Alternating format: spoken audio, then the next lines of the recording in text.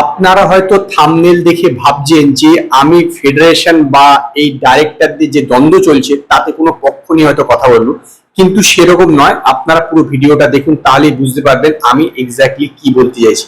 এটা তো আপনারা জানেন যে রাহুল মুখার্জিকে নিয়ে ফেডারেশন এবং ডাইরেক্টর গিল্ডের মধ্যে দ্বন্দ্ব চলছে, যে তাকে ডাইরেক্টর হিসেবে চাইছে না। এবং শনিবার দিন যখন সে ডাইরেক্টর হিসেবে যে নতুন যে সিনেমাটা তার শুটিং করার জন্য এসেছিল, তখন ফেডারেশনের যে টেকনিশিয়ানরা ছিল তারা কি উপস্থিত হয়নি, যার ফলে ডাইরেক্টররা অপমানিত বোধ করে এবং তারা আলটিমেটাম দিয়ে যে 2 দিনের মধ্যে যদি এই বিষয়ের সমাধান না হয় তাহলে তারা সোমবার থেকে ধর্মঘটে যাবে।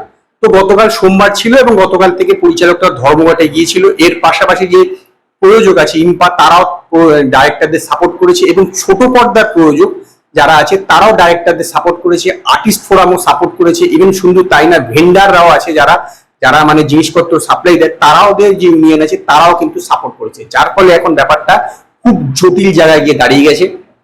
ফেডারেশনের বক্তব্য হচ্ছে যে তারা এই যে গুপি শুটিং কোনোভাবেই বরদাস্ত করবে না, কিন্তু ডাইরেক্টরদের বক্তব্য হচ্ছে শুধুমাত্র যে এখন বর্তমানে রাহুল মুখার্জিকে ডাইরেক্টর হিসেবে মেনে নিলেই যে বিষয়টা মিটে যাবে তা নয়, তার বাইরেও যেসবগুলো সমস্যা আছে, যে একটা সিনেমা বা কোনো ওয়েব সিরিজের জন্য বেশি করে লোক ঢুকিয়ে দেওয়া, এই যে ব্যাপারটা, তাতে কিন্তু আলটিমেটলি কস্টিংটা বেড়ে যাচ্ছে।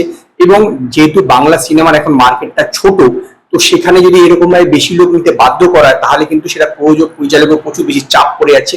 এইটা কিন্তু তারা আর মেনে নেবে না এবং তারা একজন মধ্যস্থতাকারী চায় বা অনেকজন মধ্যস্থতাকারী চায়, যিনি আইন এবং সিনেমা দুটোই ভালো বোঝে, যিনি এই বিষয়টাকে ঠিকঠাক ভাবে মধ্যস্থতা করতে পারবেন। কিন্তু দুজনেই দুপক্ষে অনড়। তবে আমি এই বিষয়ে কিছু কথা বলছি যে দেখুন, এটা তো বাস্তব কথা যে যে কোনো একটা ধরুন একটা ছোট বাজেটের একটা কোনো সিনেমা বা ওয়েব সিরিজ হচ্ছে, তাই জন্য যদি 19 জন লোককে নিতে হয় তাহলে কিন্তু এটা সেই ডাইরেক্টর বা প্রযোজকের পক্ষে যথেষ্ট কঠিন হয়ে পড়ে। তার কারণ এরকমও তো প্রযোজক আছে যে 50 লাখ টাকা সিনেমা বানাতে যায়, আবার প্রযোজক আছে 1.5 কোটি টাকা সিনেমা বানাতে যায়। যে 50 লাখ টাকা সিনেমা বানাতে সে তো চাইবে ম্যান পাওয়ারটা একটু কম হোক, কারণ তার বাজেট কম আছে। যেখানে প্রয়োজনীয়তা নেই সেখানেও অতিরিক্ত লোক নিয়ে গিয়ে তো এটা তো ডাইরেক্টরদের ক্ষতি হচ্ছে, এটা তো প্রডিউসারদের একটা বার্ডেন হয়ে দাঁড়াচ্ছে, এটা তো বাস্তব কথা। এছাড়াও বিভিন্ন সময় এর আগেও ছোট পর্দার ক্ষেত্রে বা 2016 সালে যদি মনে থাকে, দেখবেন অশোক ধানুকার একটি সিনেমা বিদেশে শুটিং হয়ে যাওয়ার কথা ছিল, সেখানেও সে লোক নিয়ে যেতে বাধ্য করা হয়েছিল, যার ফলে এই শুটিংটা হয়নি। এখানেও বিদেশে শুটিং এর ক্ষেত্রে এরকম আছে যে ফেডারেশন নিয়ম যে অতিরিক্ত লোককে নিয়ে যেতে হবে, এইটা একটা বড় সমস্যা। এইটা কিন্তু নো ডাউট একটা সমাধানের প্রয়োজন। কিন্তু আবার অন্যদিকেও একটি বিষয় ভেবে দেখতে হবে, যেরকম ধরুন ফেডারেশন আছে বলে যে এই যে ওয়ার্কিং আওয়ার্সটা, এইটা কিন্তু অনেক সময় দেখা যায় যে ডাইরেক্টর প্রযোজকরা অতিরিক্ত সময় কাজ করিয়ে নেয়। এটা কিন্তু হয়ে থাকে টেকনিশিয়ানদের ক্ষেত্রে, এটা কিন্তু হয়ে থাকে। এবং ফেডারেশনের যেটা দায়িত্ব মূলত, যে আমার মনে হয় যে তার যে পারিশ্রমিক পাচ্ছে যে টেকনিশিয়ানরা, সেইটা যেন তারা ঠিকঠাক ভাবে পায় এবং উপযুক্ত পারিশ্রমিক পায়, এই দুটো বিষয় দেখবার কথা। এবং এটাও হয় যে যদি ফেডারেশন না থাকে, মানে ফেডারেশন যদি বাউন্ডিং ল না থাকে, তাহলে কিন্তু প্রযোজকরা অনেক এক্সট্রা সময় খাটিয়ে নেয় টেকনিশিয়ানদেরকে, যার টাইম আছে। এমনিতেই টাইম এখানে প্রচুর বেশি, 14 ঘন্টা।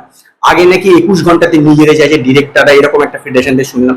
এর পাশাপাশিও আমি একটা জিনিস শুনলাম যে এই ডিরেক্টরসের গিল্ডে যদি কেউ কার্ড করতে হয়, তাকে কিন্তু সে 2018 সালে শেষবার পরীক্ষা হয়েছিল, তার মাধ্যমে কার্ড হয়েছিল, তারপর থেকে কিন্তু আজ পর্যন্ত আর হয়নি। মানে এর যে কার্ড করার ব্যাপারটা, এটা কিন্তু হয়নি। যার ফলে এরকম বহু ডিরেক্টর আছে যারা কাজ করে না, অথচ কার্ড নিয়ে বসে আছে, অথচ যারা কাজ করতে চায় তারা কাজ করতে পারে না, তাদেরকে অবজারভার হিসেবে কাজ করতে হয়। অবজারভার হিসেবে কাজ করলে বহুত কম টাকা পায়। কাজে নতুন কোন ডিরেক্টরস কিন্তু গিল্ডে জয়েন করতে পারছে না, এটাও কিন্তু একটা ডিরেক্টরস গিল্ডের ফল্ট। কাজেই শুধুমাত্র যে ফেডারেশনই সমস্ত ফল্ট আছে এরকম না, ডিরেক্টরস গিল্ডেরও যথেষ্ট ফল্ট আছে। ডিরেক্টরস গিল্ডেরও চিন্তা ভাবনা বদলানো উচিত, কারণ তারাও কিন্তু নতুনদেরকে জয়েন বর্তমানে করাচ্ছে না, এটাও কিন্তু মানতে হবে। তবে হ্যাঁ, এই যে সমস্যাটা, এটা কিন্তু একটা আশু সমাধান প্রয়োজন। আমার মনে হয় যে এই যে অতিরিক্ত লোক দেওয়া, এইটা কিন্তু এটা সত্যি কথা বলতে গেলে কি ইন্ডাস্ট্রির পক্ষে ক্ষতিকারক। এবং ফেডারেশনে আমার বক্তব্য, যদি এই লোকের এই বাউন্ডেশনটা না থাকে তাহলে গ্রুপি শুটিং হবে, মানে চুপচাপে অনেক লোকে শুটিং করে ফেলবে। আমি নিজেও এরকম একটি বিষয় জানি যেখানে এরকম, কারণ ফেডারেশনকে না জানি খুব সীমিত কয়েকজন লোক মিলিয়ে এরকম বেশ কয়েকটা শুটিং হয়েছিল, আমি নিজে একবার জানি বিষয়টা।